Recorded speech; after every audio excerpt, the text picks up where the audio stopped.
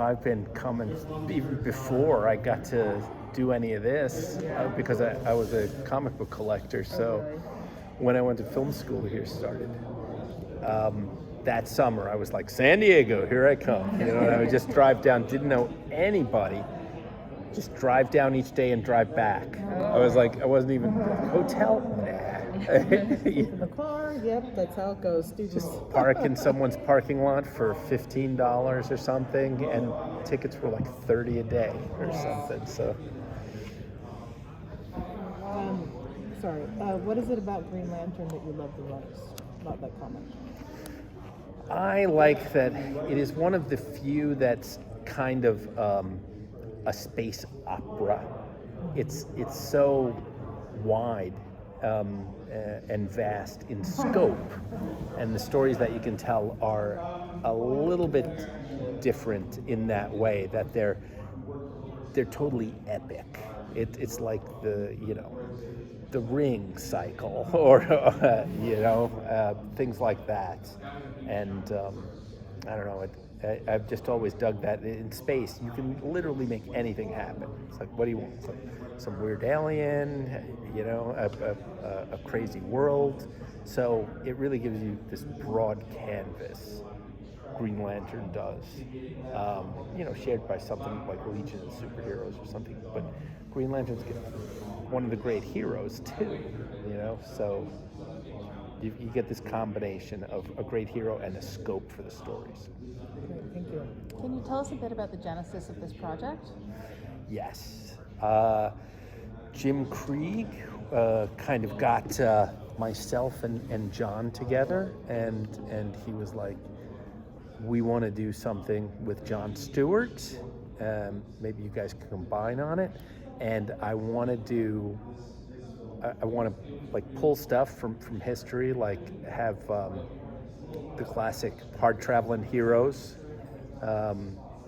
Denny O'Neil and Neil Adams story, right? But it's going to be John Stewart's coming out party, and I'd like to mix it with Apocalypse Now. and we had to chew on that for quite a while, but then we just got together with Butch and we crafted this story, and I think they did a wonderful job on it.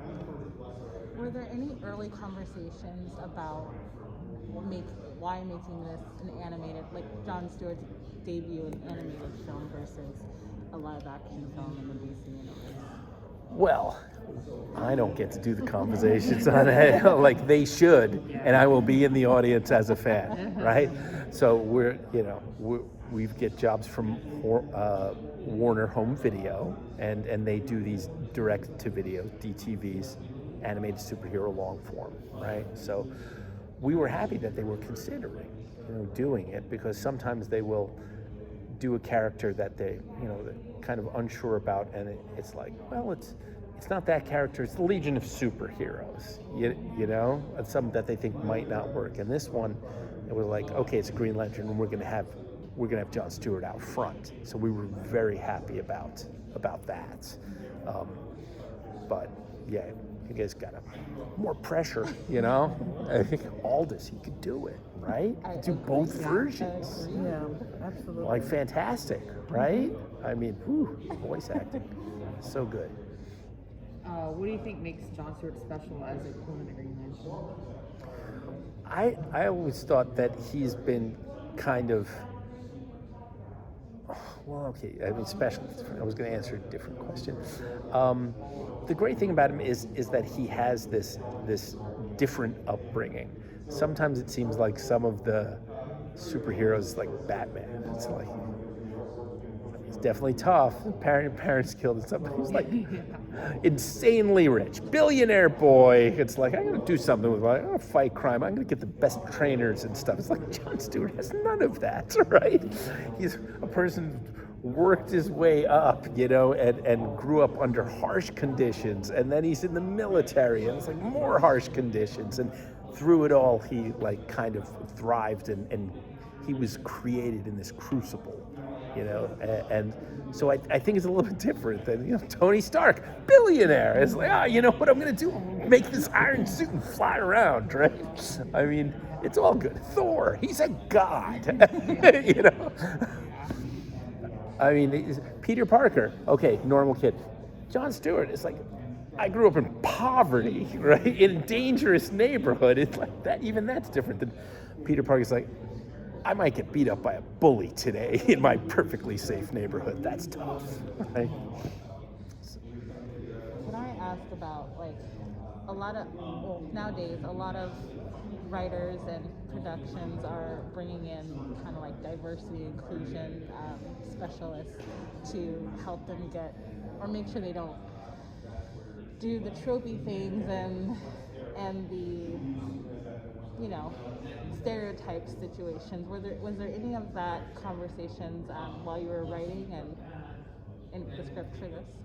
Well, yeah, you know, I mean, I guess I got pulled onto the project because John Semper, while he's done a lot of stuff, he hasn't done any of these direct-to-videos, and Warner Brothers very much likes for you have to have done one before they want to hire you to do one, so it's hard, right? But he gave me my first job on Spider-Man in the 90s that he was a showrunner for, and so I basically, you know, he took the lead in a lot of that stuff, right? But I'm good at like kind of story structure and world building. So together, I think we made like a pretty good team, and you know, hopefully we'll get to do it again, or he'll get to do it again. Working in animation, what are some of the fun things you're able to put into the script that wouldn't be possible with live action? Well, I mean, I can't really see. Right now, live action's like pretty good with the CG. Before, you know, maybe 20 years before, I would say, just this whole like space opera story would be very tough. The thing that they animated here, it kind of outstrips up until Star Wars, right? I mean, Star Wars kind of raises the bar, but before that, the live action was worse than the animated stories. So it's literally whatever you can imagine. So I guess that's what's really cool about it. Although live action is fast catching up with it, you know, but it just costs a lot more. That's a $150 or $200 million movie. This is like less than $2, and it looks fantastic. You know, you can do a lot of stuff. I mean, Jon Stewart has a mega birth of information and knowledge about him as a character from the comic books. What kind of sources did you pull from to kind of build your story, as you said, the world building? Well, we wanted to do some. See, there's what there was in the animatic and what it had to be cut down to, right? So there was like this hard travel and hero thing that was on Earth, and it was like, oh God, we can't do it. We have to get to space faster. You know, this is going to be like too much. I'm sorry. What was the question? So, I mean, there's tons of comic book information. Oh yeah.